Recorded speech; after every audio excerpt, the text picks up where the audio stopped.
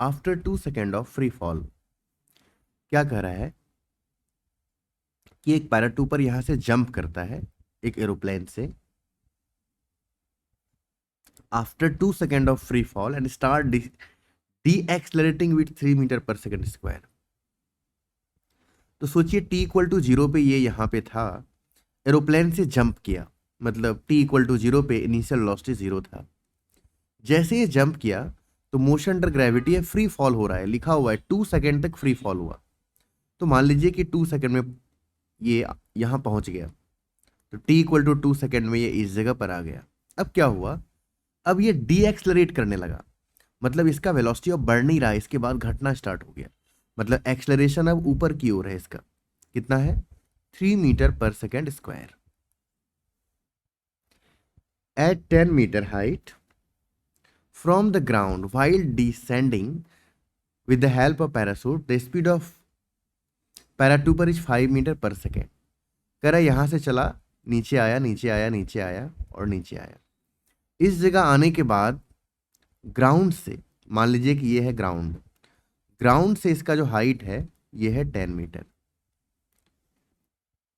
और इसका जो वेलोसिटी है वो है 5 मीटर पर सेकेंड इस जगह पे।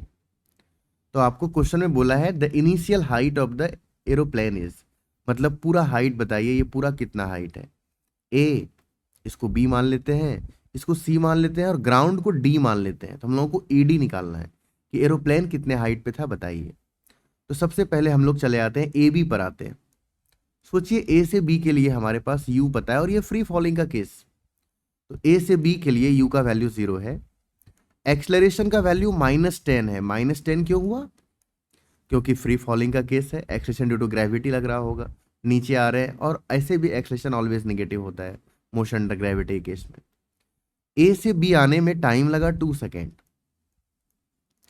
तो हम लोग एक चीज तो निकाल सकते हैं कि जब ये बी पर आया होगा तो वेलोसिटी क्या होगा।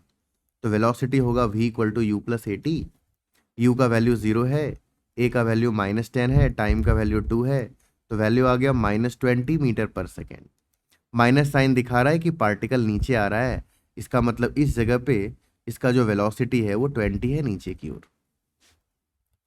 अच्छा, ए से बी का अगर हाइट निकालना हो, डिस्प्लेसमेंट निकालना हो, तो हम लोग निकाल सकते हैं। मान लीजिए इसका हाइट है h1, तो हम लोग फॉर्मूला लगाते हैं ए से बी के लिए, s equal to u t plus half of AT square. तो इनिशियल वेलोसिटी 0 था, half of acceleration motion under gravity था तो -10, और ए से बी के आने का टाइम है 2 सेकेंड, तो 2 का स्क्वायर। इसको सॉल्व किया तो आया -20 मीटर, माइनस साइन दिखा रहा है कि पार्टिकल नीचे आ रहा है, तो h1 का वैल्यू आ गया 20 मीटर। अब बी से सी के बारे में बात करते हैं। तो ध्यान से आप देखिए बी से सी के बारे में आपको क्या क्या आइडिया है। बी पर वेलोसिटी है नीचे की ओर 20, तो इनिशियल वेलोसिटी आ गया -20। बी से सी का जो फाइनल वेलोसिटी है वो 5 है नीचे की ओर, तो -5 मीटर पर सेकेंड। अब बी से सी का एक्सलरेशन ऊपर है, मतलब रिटार्डेशन है, तो एक्सलरेशन जो है वो रियल में माइनस साइन है क्योंकि रिटार्डिंग फोर्स लग रहा है, इसका वेलोसिटी घट रहा है, तो एक्सलरेशन है -3 मीटर पर सेकेंड स्क्वायर। ये हमारे क्वेश्चन में दिया हुआ है, रिटार्ड कर रहा था। तो मान लीजिए बी से सी का हाइट है h2, ये हाइट हम लोग निकालना चाहते हैं, कैसे निकलेगा। तो v पता है, u पता है, a पता है, तो हम फॉर्मूला लगा रहे हैं v² equal to u square plus 2as। तो v का स्क्वायर करेंगे तो -5 का स्क्वायर आएगा 25, u का स्क्वायर करेंगे तो -20 का स्क्वायर आएगा 400, -2as प्लस 2a है पर a निगेटिव है तो यहाँ माइनस ले लिए हैं, इंटू s का वैल्यू है h2। इसको सॉल्व करेंगे तो वैल्यू आ गया 25 minus 400 is equal to -6h2। तो इसको सॉल्व करेंगे तो वैल्यू आएगा -375 equal to -6h2। Minus minus cancel out हो गया और h2 का वैल्यू हम लोगों को मिल गया 375/6, तो वैल्यू आ गया ये 62.5 मीटर। इस तरह से h2 निकल गया। अब हम लोगों को जो निकालना है वो क्या निकालना है, height from the ground, height of aeroplane